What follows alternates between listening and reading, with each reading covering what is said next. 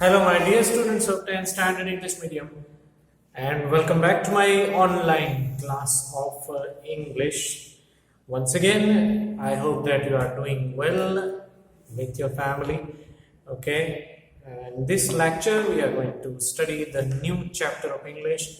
आपकी जो बुक है फुटप्रिंट्स, उसका 5th चैप्टर आज हम पढ़ने वाले हैं, उसकी आज हम डिस्कशन करने वाले हैं। इस चैप्टर को मैं अपनी तरीके से मैं आपको समझाऊंगा। I am not going to read out the whole chapter all together. It's a kind of an imaginative story written by H.G. Wells, और जो बुक का नाम है वही चैप्टर का नाम है। एक्चुअली हम ये कह सकते हैं कि ये चैप्टर के नाम के ऊपर से बुक को नाम दिया गया है।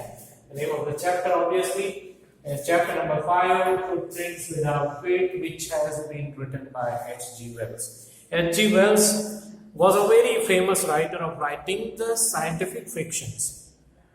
Scientific novels भी उन्होंने काफ़ी सारी लिखी है, short stories भी काफ़ी सारी लिखी है, and based on his some of the novels, even the Hollywood movies also have been created. इतने famous ये scientist थे, और famous वो इसलिए थे because the kind of novels or the short stories that he had written in his time, they literally became a reality. ठीक है, जैसे कि पहले की कोई उन्होंने अपनी फिक्शन में बात की है कि कोई एस्ट्रोनॉट जो है वो फ्यूचर में मून पे जा पाएगा, ऐसी संभावना उन्होंने दिखाई थी अपने कोई स्टोरी में, तो वो आगे जाकर लिटरली वो सच भी हुआ। और ऐसे तो बहुत सारे फैक्ट्स हैं जो उन्होंने अपनी टाइम में प्रेडिक्ट किए थे। He was born actually in the 19th century, so obviously he lived in 19th as well as the 20th century. But generally वो scientific fiction ज़्यादा लिखते थे, और काफ़ी सारे उनके prediction जो है वो literally सच भी हुए।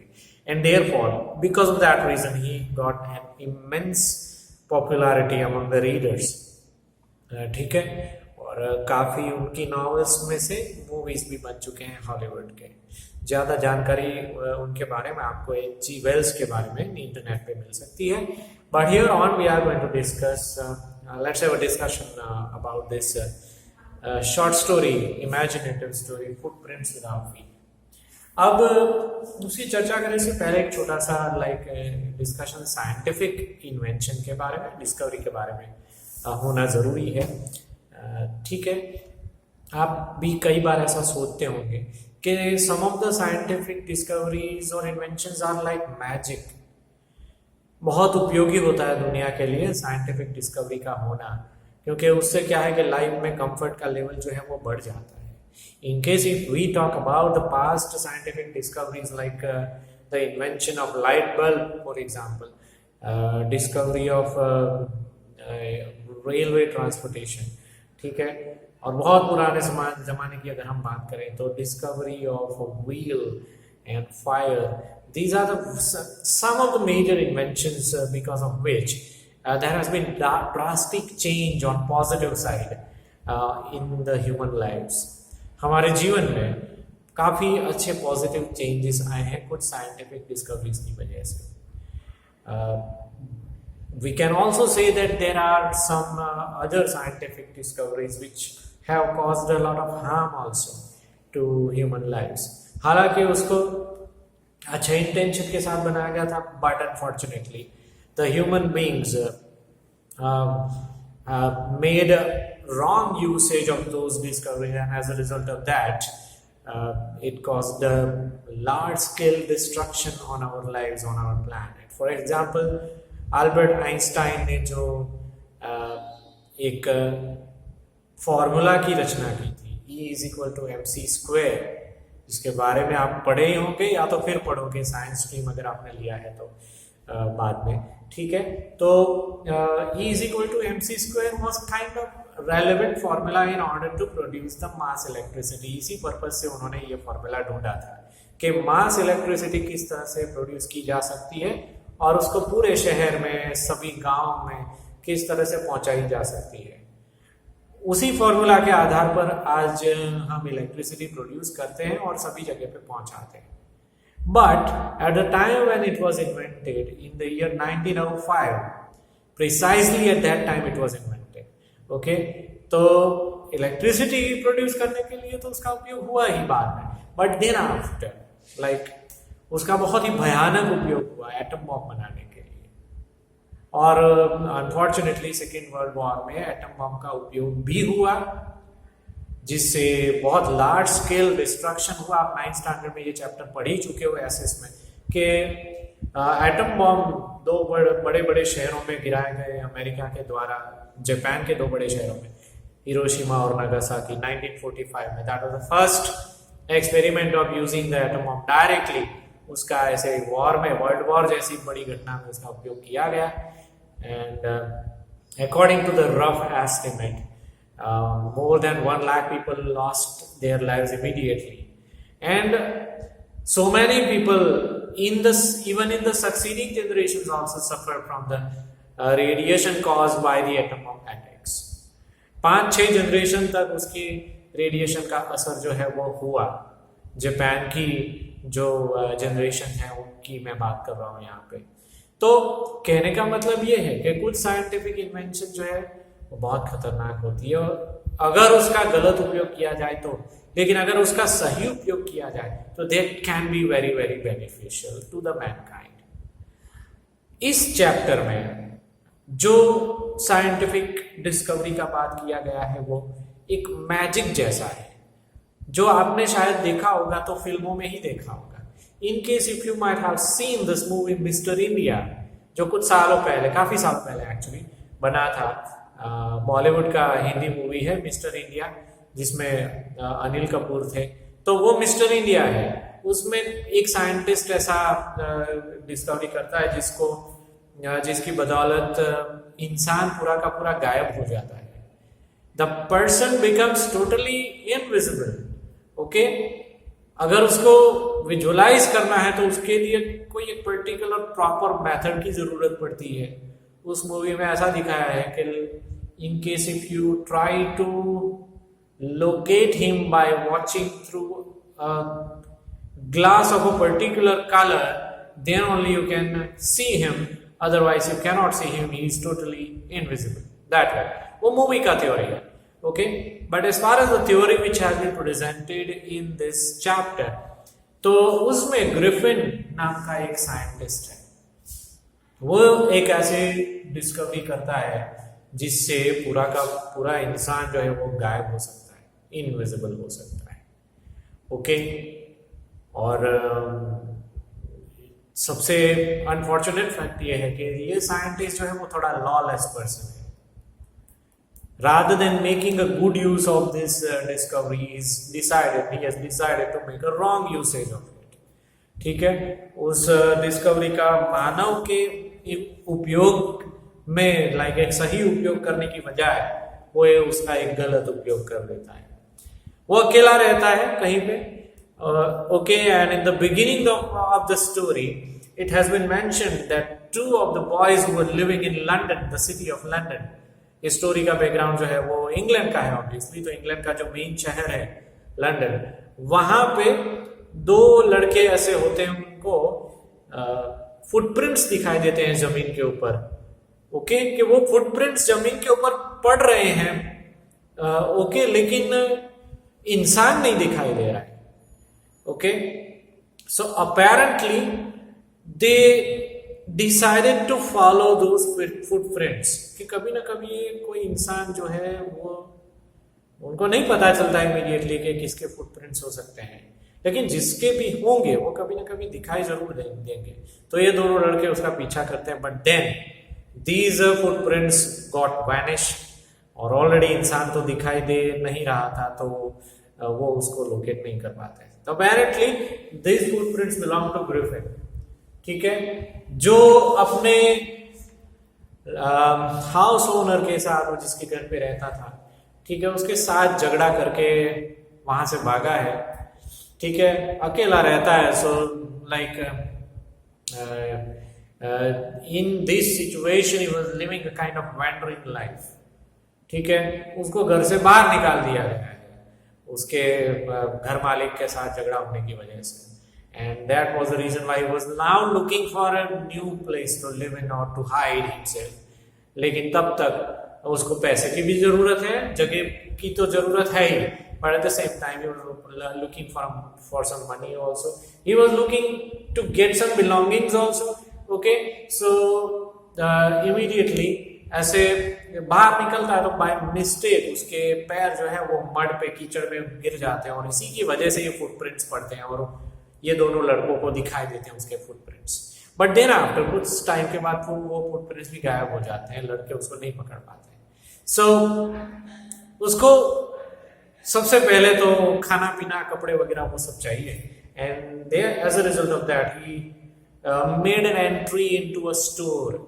एक बहुत बड़े सुपर स्टोर टाइप का एक स्टोर है, वहां पे वो एंट्री कर लेता है। ठीक है, उसकी डिस्कवरी का राज ये है कि जब वो कपड़े पहनेगा तो दिखाई देगा कि कोई इंसान है, लेकिन अगर उसको संपूर्ण तरीके से गायब होना है तो वो कपड़े निकाल देगा। ठीक है, उसके पहने हुए कपड़े अगर वो निकाल देगा तो वो टोटली इनविजिबल हो जाएगा। So right now we have to think that he is without clothes. So he enters into the store और स्टोर का बंद होने का टाइम हो जाता है, तो स्टोर तो बंद हो जाता है। किसी को ऐसा महसूस नहीं होता है कि अंदर एक इंसान घुसा हुआ है जो इनविजिबल है। तो नॉर्मली सब लोग स्टोर बंद करके, उसके कर्मचारी जो है वो स्टोर बंद करके चले जाते हैं। Now inside the store at the night time, in the late evenings, in the night time, and for the whole night, Griffin was alone. अकेला है वो। ठीक है, उसको जो पसंद आते हैं वो कपड़े वो पहन लेता है, कोट, सूट, बूट, टाई वगैरह, शूज और इवन बहुत बढ़िया सी हैट भी पहन लेता है, चश्मे भी पहन लेता है, ग्लासेस भी पहन लेता है। ठीक है, और आराम से कहीं पे एक छोटी सी एक सुपर स्टोर टाइप का एक स्ट्रक्चर, आपने सुपर मॉल देखा होगा तो वहां पे बहुत सारी चीजें होती है। तो कहीं एक छोटे से रेस्टोरेंट में खाना भी मिल रहा है अवेलेबल, तो वो खाता भी है। कॉफी भी मिल रही है उसको कहीं पे, तो कॉफी भी बना के वो पीता है आराम से, तो अपना पेट भर के आराम से रात को सो जाता है। ठीक है, और अपनी पूरी थकान निकालता है रात को आराम करके। लेकिन at the time when he was sleeping, तब उसने कपड़े पहन के रखे हैं। And another thing is that on the next morning he overslept. ठीक है, देर तक वो सोया हुआ रहता है, और इतनी देर तक कि लिटरली स्टोर खुल जाता है, उसके कर्मचारी अंदर एंटर हो जाती है, लोग भी जमा हो जाते हैं अंदर, और सभी लोग ये देखते हैं कि स्टोर के अंदर ऑलरेडी कोई इंसान अंदर है और वो सोया हुआ है। ठीक है, तो थोड़ा बहुत हल्ला मच जाता है वहां पे, और ये सारा शोर शराबा सुन के ग्रिफिन उठ जाता है। ओके, उसको डर है कि अगर कपड़े पहन के रखेगा तो पकड़ा जाएगा, क्योंकि अभी सबको दिखता है वो, तो तुरंत वो अपने फटाफट कपड़े उतार देता है। जैसे ही कपड़े उतार देता है वो इनविजिबल हो जाता है वापस, और वहां से भाग जाता है। ओके, और भागने के बाद ही बर्गल्स अनदर शॉपकीपर। ठीक है, शॉपकीपर के वहां एक लूटपाट मचाता है और वहां से पैसे चुरा के वो वहां से टोटली डिफरेंट टाउन में, दूसरे गांव में चला जाता है ताकि वो पकड़ा ना जाए। ओके, लैपिंग करके गांव है, वहां पे बाय ट्रेन वो चला जाता है ताकि वो पुलिस की नजरों से बच पाए। He decided to like go to a nearby village, which is a very small village, and he was sure that कि immediately वो वहां पे चला जाएगा तो कोई उसे पहचान भी नहीं पाएगा और कोई उसको पकड़ भी नहीं पाएगा, तो बाय ट्रेन वहां पे चला जाता है। Now this was a winter season. Story जब चल रही है तब विंटर सीजन है। गांव में जब वो ये पहुंचता है तो एक इन में जाता है, INN, in, that stands for a kind of a small hotel, a kind of night stay करने का एक जो गेस्ट हाउस होता है, आप गेस्ट हाउस समझ लो।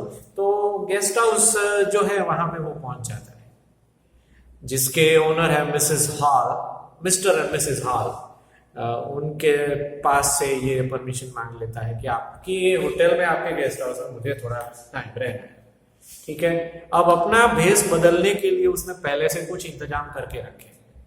ठीक है, जिस शॉप में लास्ट में उसने बर्गलरी किया था लंदन में, वहां से उसने काफी सारी चीजें चुराई है और पहनी है।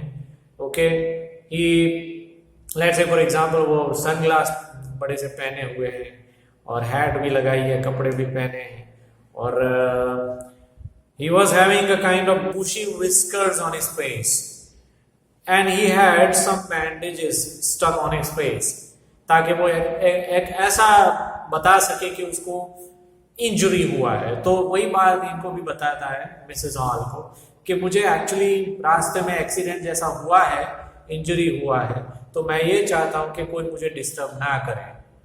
Okay, so like by creating the story he managed to get 2 small rooms in an inn। ये इन के अंदर उसको 2 स्मॉल रूम्स जो है वो मिल जाते हैं किराए पर। For uncertain times he just decided to live over there। ठीक है, तो अकेला रहता है और स्ट्रिक्टली सूचना देता है मिसेस हॉल को कि बस कोई मुझे डिस्टर्ब ना करे, जब तक मैं आपको नहीं बुलाऊं तब तक आपको मेरे साथ मेरे पास आना भी नहीं और ना ही किसी और को आने देना है। So he decided to live in complete seclusion, in complete solidarity in his room। अब तब से लेके मिसेस हॉल को इसके ऊपर थोड़ा बहुत शक तो है ही, क्योंकि एक तो विंटर का सीजन है, प्लस ये इंसान को पहले कभी उसने देखा नहीं था, वो अचानक से आया है, and he was all alone, he was carrying some injury also, and overall he was looking very strange. ठीक है कि अच्छे खासे कपड़े पहने लेकिन इंजरी हुआ है, बड़ी बड़ी मूंछें हैं उसकी, और हैट वगैरह पहना है, सनग्लास वगैरह पहना है, तो ऑब्वियसली उसको आइडेंटिफाई तो नहीं कर सकते कि ग्रिफिन है, but right from the beginning we can say that Mrs Hall was having some kind of suspicion on this man. Okay, कुछ टाइम के बाद, कुछ दिनों के बाद ग्रिफिन के पास पैसे खलास हो जाते हैं, खत्म हो जाते हैं। ये कोई रेगुलर जॉब या बिजनेस तो करता नहीं है, जो कुछ भी करता है वो उसकी जो है वो एंटी सोशल एक्टिविटी है। हालांकि है बहुत intelligent, but his ways are kind of not law abiding ways. He is a lawless person, totally lawless person है। जो सारे उसके काम है, सिर्फ जो सारे धंधे उसके उल्टे धंधे हैं। तो काम धंधा वो कोई सही ढंग वाला करता नहीं है, चोरी चकारी करके अपना जीवन चलाता है, और इसी चक्कर में उसके पैसे जब खलास हो जाते हैं तो again he makes a decision to carry out a theft in the village. ठीक है, तो गांव में ही कहीं पे चोरी करना पड़ेगा ऐसा सोच के वो एक दिन बाहर निकलता है। बाहर निकलते वक्त वो अपने रूम का दरवाजा खुला छोड़ देता है, चीजें इधर उधर ऐसे पड़ी हुई है। ओके, और अभी तक तो so far he was not like, so he did not show any interest in talking with any person in this village, and he was not even talking with Mrs. Hall, who was the owner of this inn, जिनको ये भी नहीं पता है कि कब तक यहाँ पे ठहरने वाला है और कब यहाँ से जाएगा।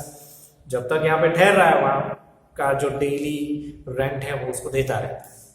तो उस दिन जो उसका रूम है वो खुला छोड़ के निकल जाता है, and he trespasses into the house of a clergyman। clergyman जो है वो एक priest होता है, काइंड ऑफ priest, जिसका रहने की जगह जो है वो चर्च में ही उसको प्रोवाइड की जाती है, वहीं पे उसका घर होता है, छोटा सा घर होता है। और चर्च में जो दान दक्षिणा वगैरह सब लोग देते हैं, ठीक है, उसका पैसा उसके पास जमा रहता है, प्लस उसको सैलरी भी मिलती है। तो उसी लॉजिक के साथ उसने शायद ये एंट्री किया होगा उसके घर में कि इसके घर में मुझे डेफिनेटली पैसे मिल जाएंगे। So when he enters into the house of clergyman, the clergyman and his wife were sleeping, both of them were sleeping in the house, and suddenly they found that there was some noise, okay, of money which were being stolen. Okay, money के जो like उसके coins के जो hitting करने की sound जो आती है, वैसे बिल्कुल वैसे जैसे कोई पैसे ले रहा है घर में से, ओके, ऐसी आवाज उनको आती है। तो suddenly they went to the safe where the money was kept. ठीक है, जहां पे पैसे रखे गए थे वहां पे चले जाते हैं वो लोग। आवाज अभी भी आ रही है, but nobody was scene, strangely nobody was scene. तो ये इंसान उनकी यूं कह सकते हैं कि नजर के सामने से पैसे चुरा कर लेकर वहां से वापस चला जाता है। So theft was successfully carried out by Griffin.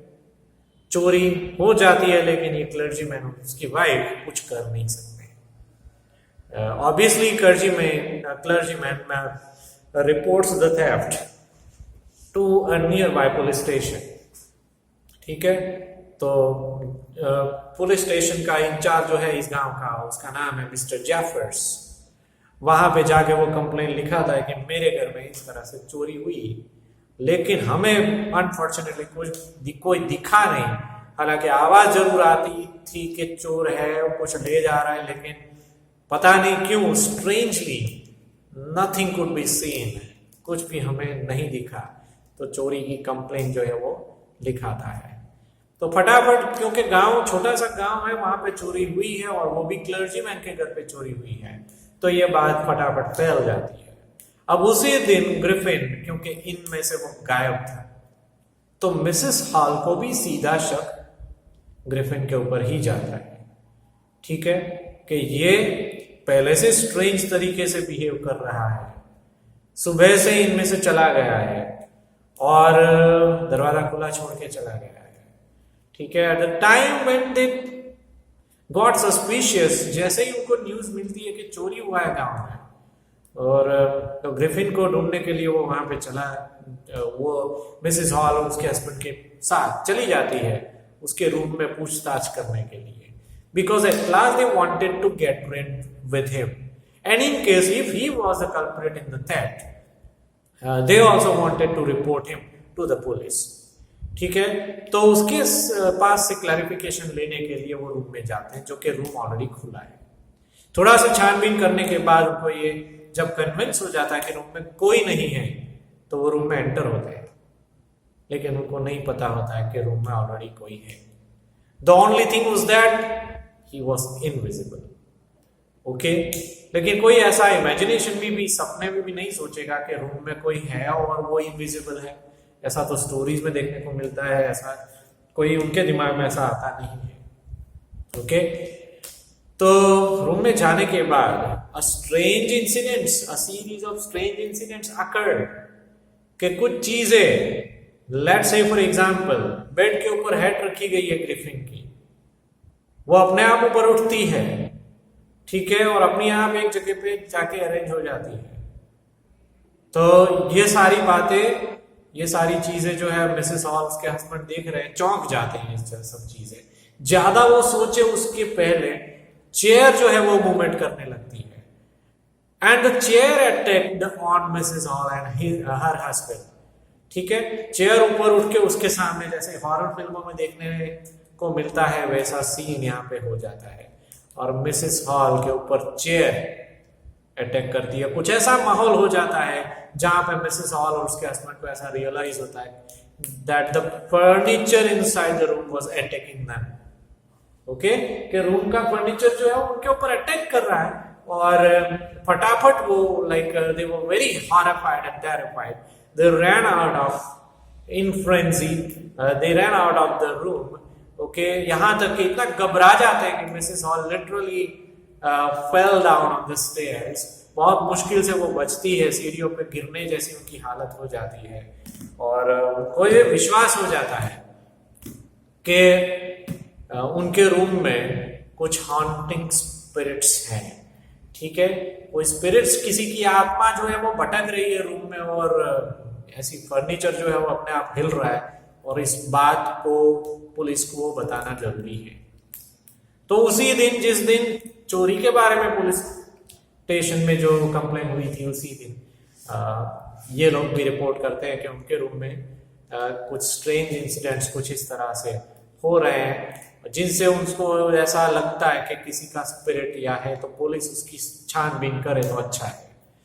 So keeping that theory in mind, the police was also greatly confused what it could be there.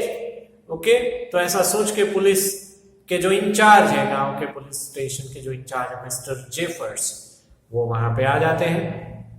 ठीक है, वो भी रूम में एंटर होते हैं, सब नजारा देखते हैं कि क्या हो रहा है, चलो देखते हैं हम खुद ही।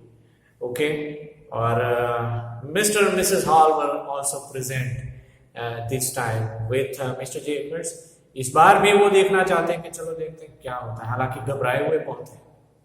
लेकिन थोड़ी देर के बाद जब ये बंदे को पता चलता है, ग्रिफिन, कि अब उनको पकड़ने के लिए कोई आया है, ठीक है, तो फटाफट से अपनी ड्रेस उतार के वो सीधा उस रूम से भी भाग जाता है, क्योंकि इस बार पुलिस आई है। So obviously he was left with no other option than to escape from that place all together, ठीक है। तो लिटरली वो बाहर निकलते वक्त मिस्टर जेफर, जो कि पुलिस इंचार्ज है, उसको धक्का देकर बाहर निकल जाता है। इतना जोर से वो धक्का देता है कि मिस्टर जेफर जो है वो गिर जाते हैं और बेहोश हो जाते हैं। And again he managed to easily escape from this place also. Okay? अब गायब होना तो बहुत इजीली उसको आता है, प्लस ये उसकी खुद की इन्वेंशन है, इसलिए ग्रिफिन इस बार भी बहुत इजीली गायब होके वहां से एस्केप हो जाता है। स्टोरी वहीं पे खत्म हो जाती है। Okay, it is, we can say that kind of half concluded with the mystery remains unsolved. लेकिन वैसे देखा जाए तो मिस्ट्री जैसा कुछ है नहीं। We know the culprit, Griffin जो है वही कल्प्रिट है, वही सारे ऐसे उल्टे सीधे काम ये करता रहता है, वही कल्प्रिट है। लेकिन उसके आगे स्टोरी में ज्यादा कुछ बताया नहीं जाता है, वो यहाँ से भी एस्केप होने में सफल रहता है। उसी नोट के साथ स्टोरी यहाँ पे खत्म हो जाती है, ठीक है। तो स्टोरी समझना इजी है एक्चुअली, उसको आपको एक दो बार पढ़ लेना है स्टोरी में से, आपकी टेक्स्ट बुक में से, फिर उसका वोकैबुलरी भी समझने का कोशिश कीजिएगा। एंड एक दो बार पढ़ने के बाद ही आपको उसका एक्सरसाइज भी अटेम्प्ट करना है। ओके, बावजूद उसके अगर कोई डाउट रहता है, you can directly convey your doubts with me. Okay, तब तक के लिए thank you very much for your time. That's it for today, bye bye.